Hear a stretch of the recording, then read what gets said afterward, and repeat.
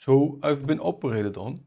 I don't know if you've seen the video on it. I made a video on I was gonna get operated to fix my testosterone. Basically, I've got a varicocele that is now gone, and this was last Thursday, and there was some very interesting things going on around the operation that I just wanted to tell you about.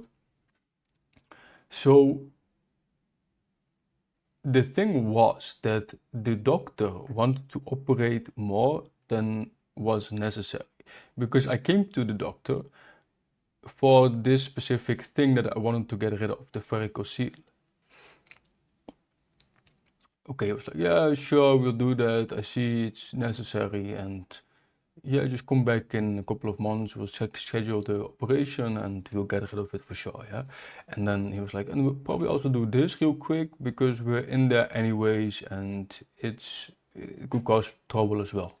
I was like, yeah, sure. I completely trusted him. I did a lot of research on the person that I was choosing, right? Because I had some trouble before trying to diagnose the varicocele and people telling me, man, it's not even there.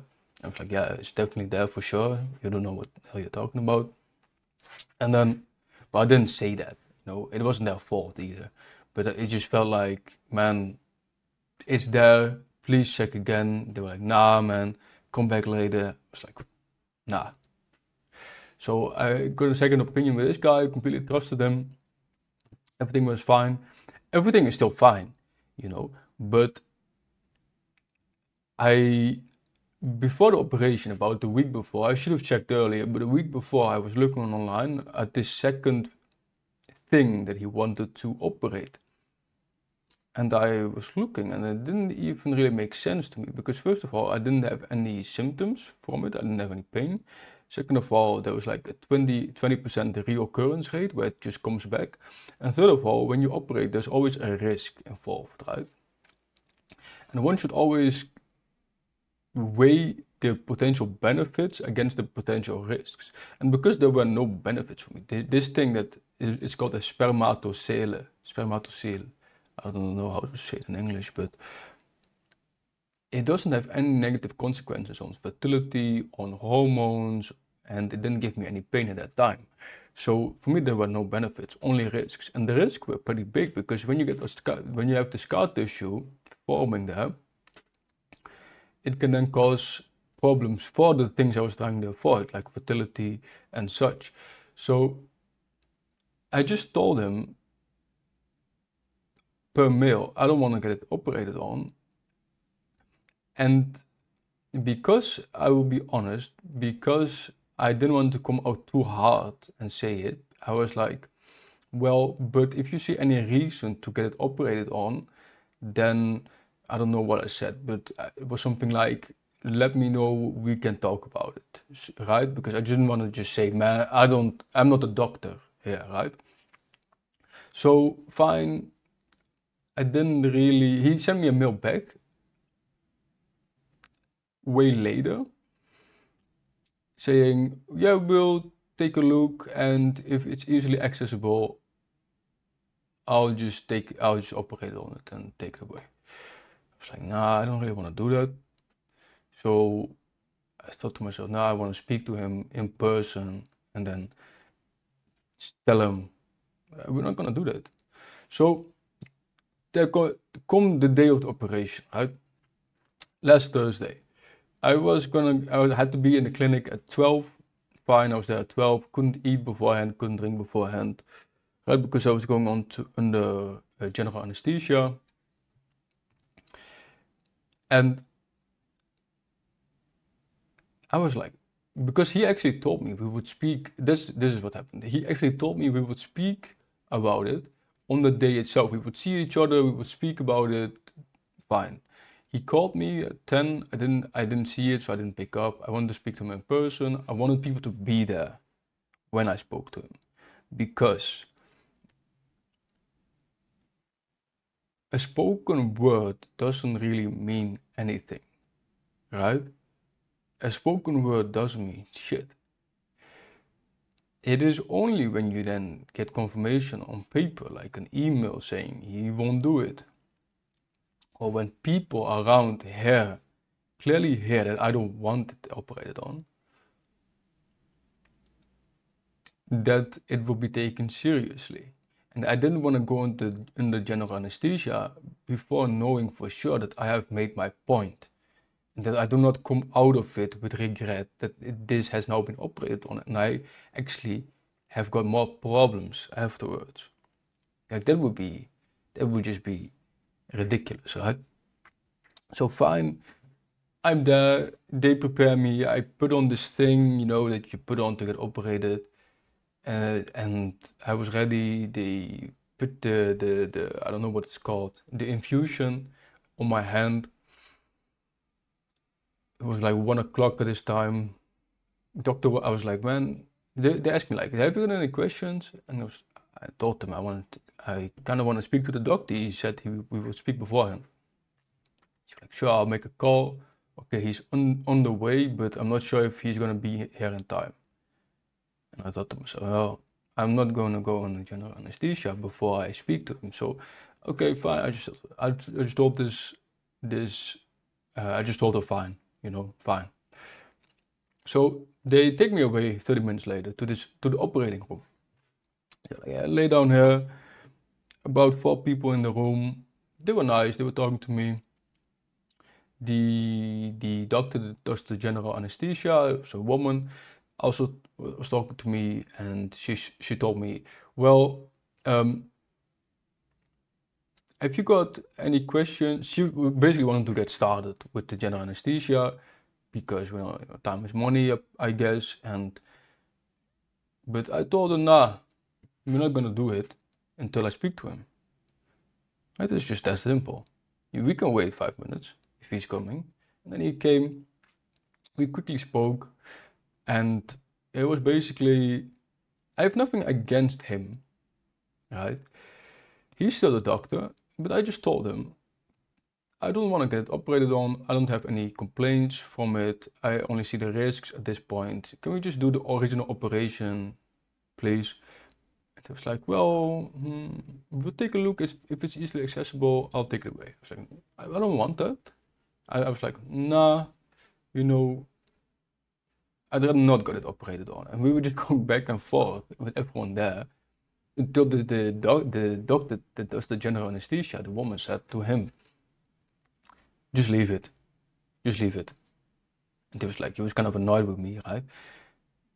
And the whole thing was it wasn't awkward to me, but I could definitely sense that what I was doing wasn't really socially acceptable. But I mean, I didn't give a shit. And in the end, so it's a week later now, I feel good. Afterwards, I of course tried to make it up to him. I told him I was sorry for this because in the end, he's still the doctor. I still need his help afterwards, and I don't have any bad feelings towards him. I just didn't want to get this operated on. And I know he's a very good doctor. That's why I chose him in the first place, right? So I just told him that we're good now. I was there yesterday. We had he did the control. He checked it out again, you know, like after a week, and everything was fine. Everything was good. We were happy again. I told him thank you very much, and that was that. So why I told you this story is because you might think to yourself, and this is first of all why I was so extremely. There was one very good reason why I could be so certain I did not want to get it operated on, because I think in these situations one should always look why one wants, what are the motives, right? What are one's motives?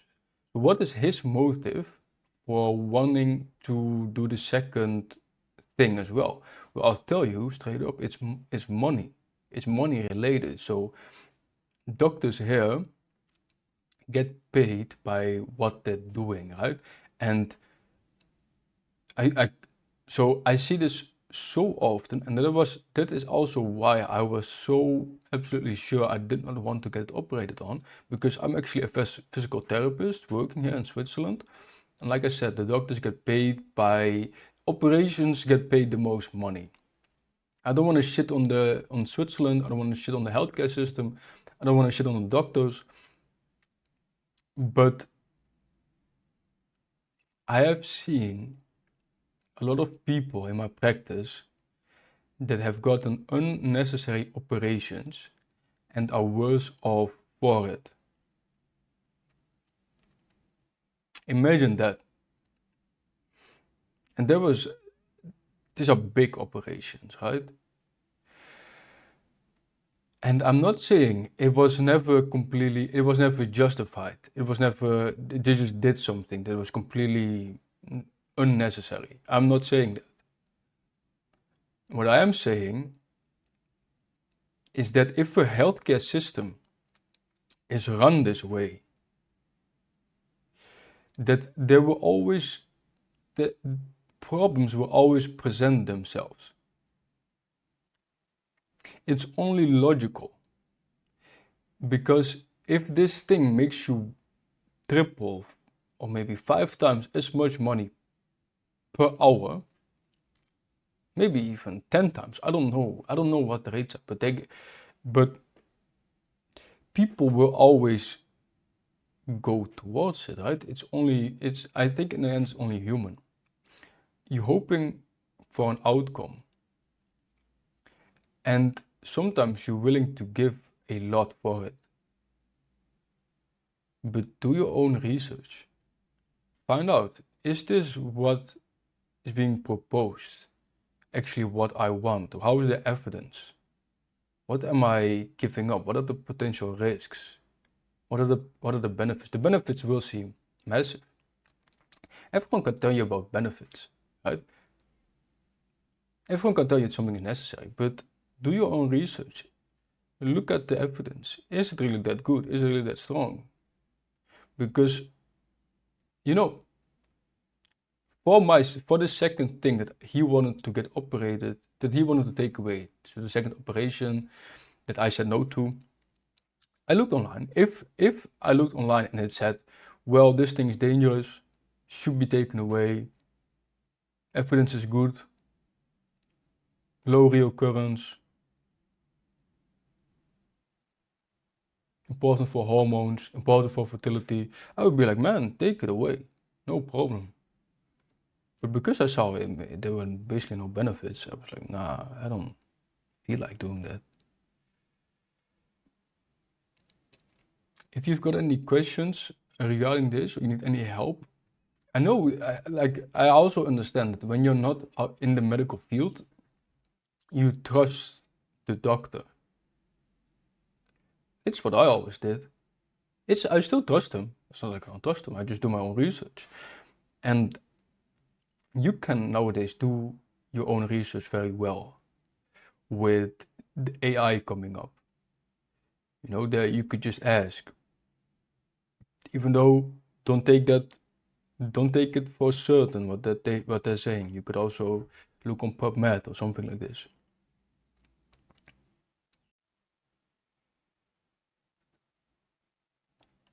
If you need help with any decisions,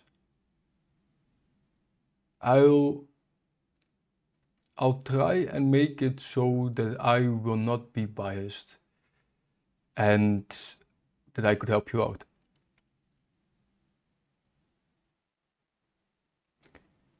Thank you for watching, and I hope to see you soon.